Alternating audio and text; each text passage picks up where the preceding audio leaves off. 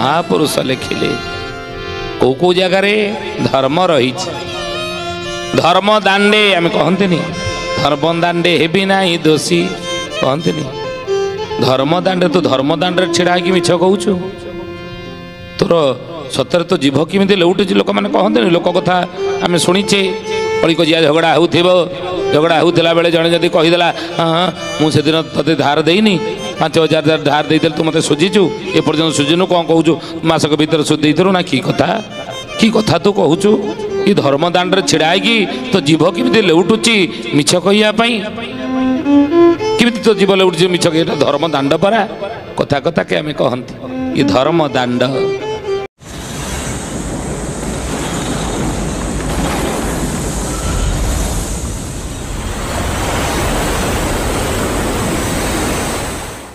अच्युतानंद महापुरुष लिखिले मालिकारे बाबूरी कहले धर्म दांडे धर्म हाटे धर्मे चहल लंगले धर्म दांडे धर्म हाटे धर्मे चहल लंगले धर्म वृक्षे धर्म नावे अधर्मे धर्म संचरे अधर्मे धर्म संचरे अधर्मे धर्म संचरे अधर्मे धर्म संचरे अधर्मे धर्म संचरे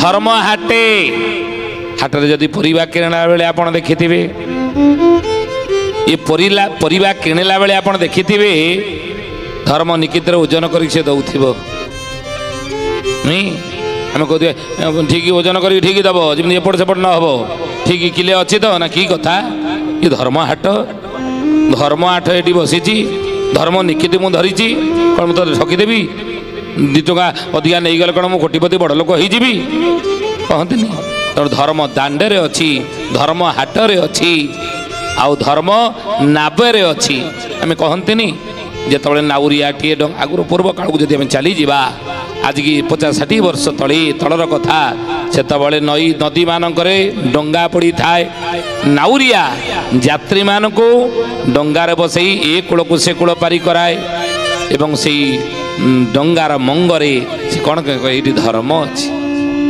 ये हूँ धर्म डंगा से मुझे पूजा करुँच प्रतिदिन नाउरिया पूजा करे सकाଳେ ସନ୍ଧ୍ୟାରେ दीप टिके धूप टिके हो दे भोगराग देगी से फूल चंद देगी धर्म डंगार से मंग को से पूजा करे कहीं पचारि आपको कौन पूजा ना ना ना ये धर्म डंगा पूजा केवे धर्म डंगा बुड़ब ना यदि धर्म डंगार धर्म थी केवे डंगा बुड़ब ना तेणु धर्म अच्छी कौटी ना डंगारे अच्छी नाबरे अच्छी धर्म वृक्षरे चढ़ला बेले आम कहती भगवान को स्मरण करी ये वृक्षरे मध्य धर्म वृक्षे ये वृक्षरे मध्य धर्म रही धर्मे च हल लंगल मध्य धर्म थाए हे ज्ञानी गुणी मंडली शुद्धि जानी पूर्व काल को जदि चली जा 50-60 वर्ष तलू गोटे चाषीटी चाष करुला तो नियम थिला कौन ना 3 ओली ओलिए हूँ चाष 3 ओली हूँ विश्राम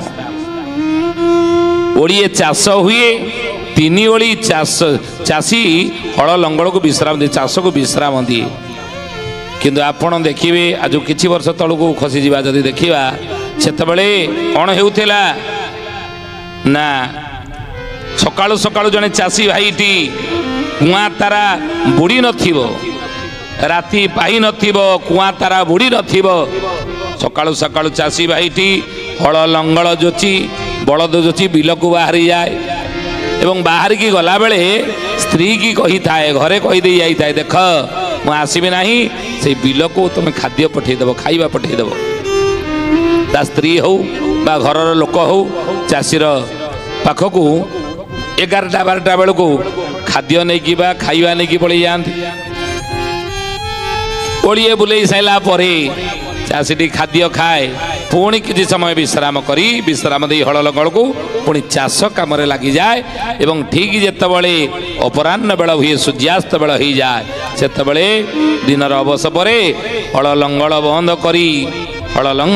करी कौन करे घर को फेरे तेणु एथुरु आमे जानिले जे 3 ओली है चाष ओडिए है विश्राम कि पूर्व काल ओडिए चाष होता 3 ओली विश्राम होता କିନ୍ତୁ ବର୍ତ୍ତମାନ ଆପଣ ଦେଖନ୍ତୁ କିଛି ଦିନ ପୂର୍ବରୁ କିନ୍ତୁ ହଳ ଲଙ୍ଗଳ ଆଉ ନାହିଁ, ଟ୍ରାକ୍ଟର ପାୱାର ଟିଲରରେ ଆମେ ଚାଷ କଲେଣି। କିନ୍ତୁ ମହାପୁରୁଷ ଅଚ୍ୟୁତାନନ୍ଦ କହିଛନ୍ତି ରାମରେ ଯେତେବେଳେ ଦେଖିବ 3 ଓଳି ଚାଷ ହେବ, ଓଳିଏ ବିଶ୍ରାମ ହେବ, ସେତେବେଳେ ଜାଣିବ ଯେ କଳିଯୁଗ ଶେଷ ବେଳ ଆସିଗଲା ବୋଲି। ହାଡ଼ିଦାସ ତ ଏପରି ଲେଖିଛନ୍ତି ମାଳିକାରେ, ବେଳ ବୁଡ଼ ଯାଏ ବଳଦ ଯୋଚି କରିବେ ଚାଷ, ବିଜନ ପାଇବେ ବିଲରୁ ହାନି ହୋଇବ ଶସ୍ୟ, ବିଜନ ପାଇବେ ବିଲରୁ ହାନି ହୋଇବ ଶସ୍ୟ, ବିଜନ ପାଇବେ ବିଲରୁ ହାନି ହୋଇବ ଶସ୍ୟ। ବୋଲିଏ ମହାପୁରୁଷ ହାଡ଼ିଦାସ କି ବେଳ ବୁଡ଼ ଯାଏ ବଳଦ ଯୋଚି କରିବେ ଚାଷ, ଏ ବିଜନ ପାଇବେ ବିଲରୁ ହାନି ହୋଇବ ଶସ୍ୟ। ଆଜିକାଲି ପାୱାର ଟିଲର ଟ୍ରାକ୍ଟର ବାହାରିଲାଣି, ବିଜ୍ଞାନ ଯୁଗରେ ରାତି ସାରା ହଳ ଲଙ୍ଗଳ ବୁଲଉଛି। ସେତେବେଳେ 3 ଓଳି ଚାଷ ହେଇକି ଦିନ ପୂର୍ବରୁ ହେଉଥିଲା ଓଳିଏ ବିଶ୍ରାମ, ତା ପୂର୍ବରୁ ଓଳିଏ ଚାଷ 3 ଓଳି ବିଶ୍ରାମ ହେଉଥିଲା। ଓଳିଏ ଚାଷ 3 ଓଳି ବିଶ୍ରାମ, ଧୀରେ ଧୀରେ ଖସି ଖସିକି 3 ଓଳି ଚାଷ ଓଳିଏ ବିଶ୍ରାମ। ଏଇକିଣା ଆପଣ ଦେଖନ୍ତୁ ବିଶ୍ରାମ ନାହିଁ ଅଛି ନା। କାଳିଦାସ ଲେଖିଲେ ସୂର୍ଯ୍ୟାସ୍ତ ପରେ ମୋଟେ ଚାଷ କାର୍ଯ୍ୟ ହେବା କଥା ନୁହଁ, କାହିଁକି ନା ସେ ହଳ ଲଙ୍ଗଳ ଧର୍ମ ଅଛି। ତେଣୁ ଯଦି ସୂର୍ଯ୍ୟାସ୍ତ ପରେ ଆମେ ହଳ ଲଙ୍ଗଳ ପୁଣି ବୁଲେଇଲେ ବା ବିଲରେ ଚାଷ କଲେ ଜାଣିବେ ସେଠି ଧର୍ମ ନାଶ ହେଲା, ଧର୍ମ ଆଉ ରହିବ ନାହିଁ। ତେଣୁ ମହାପୁରୁଷ କହିଛନ୍ତି ଯେ ବୀଜ ନ ପାଇବେ ବିଲରୁ ହାନି ହୋଇବ ଶସ୍ୟ, ବୀଜ ମିଳିବ ନାହିଁ। ସେଇଥିପାଇଁ ଆଜି ଦେଖନ୍ତୁ କ'ଣ ପରିସ୍ଥିତି ହେଇଛି। ଅନେକ ସହରରେ ଆପଣ ଦେଖିବେ ଚା କପେ 100 ଟଙ୍କା। ବର୍ତ୍ତମାନ ଦେଖନ୍ତୁ କିଭଳି ପଡ଼ିଲାଣି, ମହରକ ଦୁନିଆ ହେଲାଣି। ହରିଦାସ ମହାପୁରୁଷ ଲେଖିଥିଲେ ମାଳିକାରେ ଯେଉଁ କଥା, ଶିଷ୍ୟ ବାରଙ୍ଗ ଆଗରେ ମହାପୁରୁଷ ଶିଶୁ ଅନନ୍ତ, ତାଙ୍କର ମାଳିକାର ନାମ ହେଲା କଳିଯୁଗ ମାଳିକା। ଏଇଥିରେ ଲେଖିଥିଲେ ବିଂଶଙ୍କ ଠାରୁ ଓଡ଼ିଶା ଦେଶରେ ହୋଇବ ଫସଲ ହାନି, ବଉଳ ହୋଇବ ଫସଲ ହାନି, ଦିନକୁ ଦିନ ହୋଇବ ମହରଗ କଷଣ ଭୋଗିବେ ପ୍ରାଣୀ। ଜୟ ଜଗନ୍ନାଥ ଜୟ ଜଗନ୍ନାଥ ଜୟ ଜଗନ୍ନାଥ ଜୟ ଜଗନ୍ନାଥ। ବିଂଶଙ୍କ ଠାରୁ ଓଡ଼ିଶା ଦେଶରେ ହୋଇବ ଫସଲ ହାନି, ଦିନକୁ ଦିନ ହୋଇବ ମହରଗ କଷଣ ଭୋଗିବେ ପ୍ରାଣୀ। ଦେଖନ୍ତୁ କେମିତି କଷଣ ଭୋଗୁଛନ୍ତି, ମହରଗ ଦୁନିଆ ହେଇଛି। ଚା କପେ 100 ଟଙ୍କା ସହରରେ, ଗୋଟେ ସହରରେ କ୍ଷୀର ଲିଟର 300 ଟଙ୍କା, ଚାଉଳ କିଲୋ ଆସିକି 500 ଟଙ୍କା ପାଖାପାଖି ଛୁଇଁଲାଣି। ମହରଗ ଦୁନିଆ ହେଇଗଲାଣି। 600 ବର୍ଷ ତଳେ ଯେତେବେଳେ କାଗଜ କଲମ ନଥିଲା, ତାଳପତ୍ର ଲେଖନୀ ସାହାଯ୍ୟରେ ମହାପୁରୁଷ ଅଚ୍ୟୁତାନନ୍ଦ ଗାର ମାରି ଦେଇଥିଲେ ଲେଖିକିରି ମାଳିକାରେ। ଏମିତି ସମୟ ଆସିବ ଯେତେବେଳେ କି ବଜାର ରେଟ୍ ହୁ ହୁ ହେଇ ବଢ଼ିବ, ମହରଗ ଦୁନିଆ ହେଇଯିବ, ସବୁଯାକ ମହରଗ ଦୁନିଆ ହେଇଯିବ। ମହରଗ ପରେ ପରେ ପରେ ପରେ ୟା ପରେ କିଛି ବର୍ଷ ପରେ କାନ୍ଥାର ବଢ଼ିବ, ପଦାର୍ଥ ମିଳିବ ନାହିଁ। ଆପଣ ଲେଖିକି ରଖନ୍ତୁ, ଲେଖିଛନ୍ତି ମହାପୁରୁଷ, କାନ୍ଥାର ପଡ଼ିବ, ପଦାର୍ଥ ମୋଟେ ମିଳିବ ନାହିଁ। ତେଣୁ ହିଁ ଜ୍ଞାନୀ ଗୁଣୀ ମଣ୍ଡଳୀ ସେଇଥିପାଇଁ ତ କହିଲେ ଆଗେ ମରିବେ କୃଷିକାରୀ, ତାପରେ ମରିବେ ବେପାରୀ, ତାପରେ ମରିବେ ବେପାରୀ, ତାପରେ ମରିବେ ବେପାରୀ। ଏହି କାରଣରୁ ଧର୍ମ ସେଠି ଅଛି। ଧର୍ମ କର୍ମ ମାନିଲେ ନାହିଁ, ରାତିରେ ହଳ କଲେ ଏବଂ 3 ଓଳି ହଳ କରି ଓଳିଏ ବିଶ୍ରାମ କଲେ, ଏହି କାରଣରୁ ଧର୍ମ ନଷ୍ଟ ହେବ, ପୃଥିବୀ ବନ୍ଧିଆ ହେବ, ଚାଷ ଉଜୁଡ଼ିଯିବ, ଗଜା ମରୁଡ଼ି ହେବ, ବୀଜ ମାରୁଣି ହେବ, ଯାହାକୁ ମହାପୁରୁଷ ମାଳିକାରେ ଲେଖିଲେ। ହେଲେ ବାବୁରେ ଆଗେ ସେତେବେଳେ ଆଗେ ମରିବେ କୃଷିକାରୀ, ତାପରେ ମରିବେ ବେପାରୀ। ଆଗେ କୃଷିକାରୀ ବିନାଶ ହେଇଯିବେ।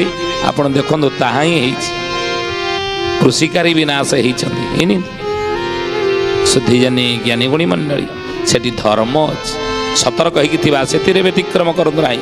ଯାହା ଶାସ୍ତ୍ରରେ ଲେଖାଯାଇଛି, ଯେଉଁ ନୀତି ନିୟମରେ, ଯେଉଁ ଧର୍ମର ସଂରକ୍ଷଣରେ, ଧର୍ମର ନୀତି ନିୟମରେ ଚାଷ କାର୍ଯ୍ୟ ହେବା କଥା, ତାକୁ ହିଁ କରନ୍ତୁ। ତ ସେଇଥିପାଇଁ କହିଲେ ଏଠି ମଧ୍ୟ ରହିଛି କ'ଣ ନା ଧର୍ମ। ଆଉ କୋଉଠି ଧର୍ମ ନା, ଧର୍ମ ହେଉଛି ଧର୍ମ କ୍ଷେତ୍ରେ କୁରୁକ୍ଷେତ୍ରେ ସମବେତା ଯୋଜୋତ୍ସବ ମାମକା ପାଣ୍ଡବା ଶୈବ କିମ କୁର୍ବତେ ସଞ୍ଜୟ। ଗୀତାରେ ପଚାରୁଛନ୍ତି କି ନନ୍ଦ ଧୃତରାଷ୍ଟ୍ର କାହାକୁ? ସଞ୍ଜୟକୁ। ହେ ସଞ୍ଜୟ, ଧର୍ମକ୍ଷେତ୍ରେ କୁରୁକ୍ଷେତ୍ରେ, ସେ ଧର୍ମକ୍ଷେତ୍ର କୁରୁକ୍ଷେତ୍ର, ସେଟାକୁ ଧର୍ମକ୍ଷେତ୍ର କହନ୍ତି, ଯୋଉଠି ଯୁଦ୍ଧ ହୁଏ ଦୁଇ ପକ୍ଷ ଆଗେ ସେଠି କ'ଣ ହୁଏ ନା ନୀତି ନିୟମ ଆଗେ କୁହାଯାଏ। ଏଇ ନୀତି ନିୟମରେ ଯୁଦ୍ଧ କରିବ, କାହିଁକି ନା ଧର୍ମକ୍ଷେତ୍ର। ତେଣୁ ସେଠି ମଧ୍ୟ ଧର୍ମ ରହିଛି। ଧର୍ମ 6ଟି ଜାଗାରେ ରହିଛି, ଧ୍ୟାନ ଦେବେ କଥା। ଅଚ୍ୟୁତ କହିଲେ ରାମରେ ଧର୍ମ ଏଇ 6ଟା ଜାଗାରେ ଅଛି। ଧର୍ମ ଦାଣ୍ଡେ, ଧର୍ମ ହାଟେ, ଧର୍ମ ନାବେ, ଧର୍ମ ବୃକ୍ଷେ ଏବଂ ଧର୍ମେ ହଳ ଲଙ୍ଗଳେ ଏବଂ ଧର୍ମ ହେଉଛି ଯୁଦ୍ଧ କ୍ଷେତ୍ରରେ। ଏଠି ଧର୍ମ ରହିଛି। ତେଣୁ ଯୁଦ୍ଧ କ୍ଷେତ୍ର ଆପଣ ଦେଖନ୍ତୁ, ଆଜି ଅତୀତରେ ଯୁଦ୍ଧ ହେଉଥିଲା, ଦ୍ୱାପର ଯୁଗରେ କୁରୁକ୍ଷେତ୍ରରେ ଯୁଦ୍ଧ ହେଉଥିଲା, ନୀତି ନିୟମରେ ଯୁଦ୍ଧ ହେଲା। ରାତିରେ କେହି କାହା ଉପରେ ଆକ୍ରମଣ କରିବେ ନାହିଁ, ସୂର୍ଯ୍ୟାସ୍ତ ପର୍ଯ୍ୟନ୍ତ ଯୁଦ୍ଧ ହେବ ଏବଂ ଜଣେ ମହାରଥୀ ସହିତ ଜଣେ ମହାରଥୀ ଲଢ଼ିବ। ଏଭଳି ନୀତି ନିୟମ ଥିଲା, ନୀତି ନିୟମରେ ଯୁଦ୍ଧ ହେଉଥିଲା। କିନ୍ତୁ କଳି ଯୁଗରେ ଆପଣ ଦେଖନ୍ତୁ, ସେ ନୀତି ନିୟମରେ ହେ ଜ୍ଞାନୀ ଗୁଣୀ ମଣ୍ଡଳୀ ଯୁଦ୍ଧ ହେଉଛି ନା। ମହାପୁରୁଷ ଲିଖିତରେ ଯୁଦ୍ଧ ଯେତେବେଳେ ନୀତି ନିୟମର ନାମ ଧର୍ମ ବିଚ୍ୟୁତ ହେବ, ତାହେଲେ ପରିସ୍ଥିତି ଭୟାନକ ହେବ, ଧର୍ମହାନି ହେବ। ଆପଣ ଦେଖନ୍ତୁ ବର୍ତ୍ତମାନ ସମୟରେ 600 ବର୍ଷ ତଳେ ମହାପୁରୁଷ ଲେଖିଥିଲେ ବ୍ୟାସ, ଯାହାକୁ ବ୍ୟାସ ଲେଖିଥିଲେ 600 ବର୍ଷ ତଳେ ମାଳିକାରେ ଅଚ୍ୟୁତାନନ୍ଦ ମଧ୍ୟ ସେଇ କଥା ଲେଖିଛନ୍ତି। ବ୍ୟାସ କ'ଣ ଲେଖିଲେ? ଯସ୍ମିନ୍ ସମ୍ବତ୍ସରେ ରାଜନ୍ ଗ୍ରହଣଂ ବେଦ ସମ୍ଭବଂ ତଦା ନୃପ ବିନାଶ ସ୍ୟାତ୍ ପ୍ରଜାୟାଂ ସକ୍ଷୟମଃ। କହିଲେ ଯସ୍ମିନ୍ ସମ୍ବତ୍ସରେ ରାଜନ୍, ହେ ରାଜା, କାହାକୁ କହୁଛନ୍ତି ନା ଯୁଧିଷ୍ଠିରକୁ କହୁଛନ୍ତି। ହେ ରାଜା ଧର୍ମରାଜ ଯୁଧିଷ୍ଠିର ପିତାମହ ଭୀଷ୍ମ କହୁଛନ୍ତି, ଯେଉଁ ବର୍ଷ ସମ୍ବତ୍ସରେ ରାଜନ୍ ଗ୍ରହଣଂ ବେଦ ସମ୍ଭବଂ, ବେଦ କହିଲେ 4 ଋକ୍ ଯଜୁର୍ ଶ୍ୟାମ ଅଥର୍ବ 4 ବେଦ। ଯେଉଁଦିନ 4ଟା ଗ୍ରହଣ ଯେଉଁ ବର୍ଷ ପଡ଼ିବ, ସେତେବେଳେ ତୁମେ ଦେଖିବ କ'ଣ ହେବ ନା ତଦାନୁରୂପ ବିନାଶ ସ୍ୟାତ୍ ପ୍ରଜାୟାଂ ସକ୍ଷୟମାନ୍। ଏଇନେ କି ଯେଉଁ ବର୍ଷ 4ଟା ଗ୍ରହଣ ପଡ଼ିବ, ସେତେବେଳେ କ'ଣ ହେବ ନା ପୃଥିବୀରେ ଗୋଳ ଯୁଦ୍ଧ ହୋଇବ। ପୃଥିବୀରେ ଗୋଳ ଯୁଦ୍ଧ ସେତେବେଳେ ଦେଖାଦେବ। ସେତେବେଳେ ଧର୍ମ କର୍ମ କେହି ମାନିବେ ନାହିଁ, ଯୁଦ୍ଧର ନୀତି ନିୟମ କେହି ମାନିବେ ନାହିଁ। ଏଇ ନିୟମରେ ଯୁଦ୍ଧ କରାଯିବ। ଜାତିସଂଘ ଯେଉଁ ନିୟମ କରିଥିବ ତାକୁ କେହି ମାନିବେ ନାହିଁ। ଏଇ ନିୟମରେ ଯୁଦ୍ଧ କରାଯିବ। ଏତିକି ଏଇ ଅସ୍ତ୍ର ଯୁଦ୍ଧରେ ଲାଗିବ, ତାକୁ କେହି ମାନିବେ ନାହିଁ। ତେଣୁ ସେଠି ଧର୍ମ ଅଛି, ଧର୍ମ ହାନି ହେବ। 4ଟା ଗ୍ରହ ପୃଥିବୀରେ ଗୋଳ ଯୁଦ୍ଧ ହୋଇବ। ଆରେ ସରଜି ଅଛି ଏହାକୁ ଦଇବ। ଦୈବ ଏ ଯୁଦ୍ଧକୁ ସରଜନା କରିଛନ୍ତି ଦ୍ୱାପର ଯୁଗରୁ। 18 ଦିନରେ ହିଁ ମହାଭାରତ ଯୁଦ୍ଧ ହେବ ବୋଲି ଦ୍ୱାପର ଯୁଗରେ ସେ ସ୍ଥିର କରିଛନ୍ତି ଭଗବାନ। ସେ ଦ୍ୱାପର ଯୁଗର 18 ଦିନରୁ ମହାଭାରତ ଯୁଦ୍ଧ ଗୋଟିଏ ଓଳି ବାକି ରହିଛି, ସରି ନାହିଁ। ଇଏ କଳି ଯୁଗରେ ହେବ। ପୃଥିବୀରେ ଗୋଳ ଯୁଦ୍ଧ ହୋଇବ, ସରଜି ଅଛି ଏହାକୁ ଦଇବ। ଆଉ ସେତେବେଳେ କ'ଣ ହେବ ନା ଲକ୍ଷ୍ମୀ ଯିବେ ଦେଶ ଛାଡ଼ି, ଯେ ଲକ୍ଷ୍ମୀ ଦେଶ ଛାଡ଼ିକି ପଳେଇବେ। ଲକ୍ଷ୍ମୀ, ଧ୍ୟାନ ଦେବେ, ଲକ୍ଷ୍ମୀ ଛଡ଼ା ହେବ ଏ ଦେଶ। ବୋଲି ମହାପୁରୁଷ ହାଡ଼ିଦାସ କି ଲକ୍ଷ୍ମୀ ଛଡ଼ା ହେଇଯିବ ଦେଶ ଗୁଡ଼ିକ। ଦେଶ ଗୁଡ଼ିକ ସବୁ ଲକ୍ଷ୍ମୀ ଛଡ଼ା ହେବ। ଆପଣ ଦେଖନ୍ତୁ ମାଳିକା କେତେ ସତ, ଗୋଟିଏ ଅକ୍ଷର ମିଛ ନୁହଁ। ଯୁଦ୍ଧ ହେଲେ ସବୁ ଦେଶ ଗୁଡ଼ିକ ଲକ୍ଷ୍ମୀ ଛଡ଼ା ହେଇଯିବ, ଦୁର୍ମୂଲ୍ୟ ହେଇଯିବ ସବୁ ପଦାର୍ଥ। ଅନ୍ନ ସଙ୍କଟ ଦେଖାଦେବ, ଖାଦ୍ୟ ସଙ୍କଟ ଦେଖାଦେବ। ଲୋକେ ଖାଦ୍ୟ 3 ମୁଠା ଦିନକୁ 3 ଓଳି ଖାଇବାକୁ ପାଇବା କଷ୍ଟକର ହେଇଯିବ। ଆଜି ସତରେ ପରିଣତ ହେବାକୁ ଯାଉଛି। ହେ ଜ୍ଞାନୀ ଗୁଣୀ ମଣ୍ଡଳୀ, ସତ୍ୟ ଜାନି ଯୁଦ୍ଧ ଆଜି ଯେଉଁ ଚାଲିଛି ଏହି ସଂସାରେ ଯୁଦ୍ଧ, ଗୋଟେ ଦେଶ ଅନ୍ୟ ଦେଶ ଉପରେ ଆକ୍ରମଣ କରୁଛି। ଇଏ ଯୁଦ୍ଧର ଘନ ଘଟା, ଇଏ ସହଜେ ବନ୍ଦ ହେବ ନାହିଁ। ଅଚ୍ୟୁତାନନ୍ଦ ମହାପୁରୁଷ ମାଳିକାରେ ଲେଖିଲେ, ଯେତେବେଳେ 4ଟା ଗ୍ରହଣ ପଡ଼ିବ ଗୋଟିଏ ବର୍ଷ, ସେଇ ବର୍ଷ ଠାରୁ ହିଁ ଯୁଦ୍ଧ ଲାଗି ରହିବ। ତେଣୁ ଧର୍ମ ରହିଲା କେଉଁ କେଉଁ ଜାଗାରେ? ଏଇ 6ଟା ଜାଗାରେ। এই 6টা জায়গায় অধর্ম করবু না রে রামচন্দ্র। অচ্যুতানন্দ মহাপুরুষ শিষ্য রামচন্দ্র দ্বারা কলিযুগর লোক এই চেতনা দিয়েছেন।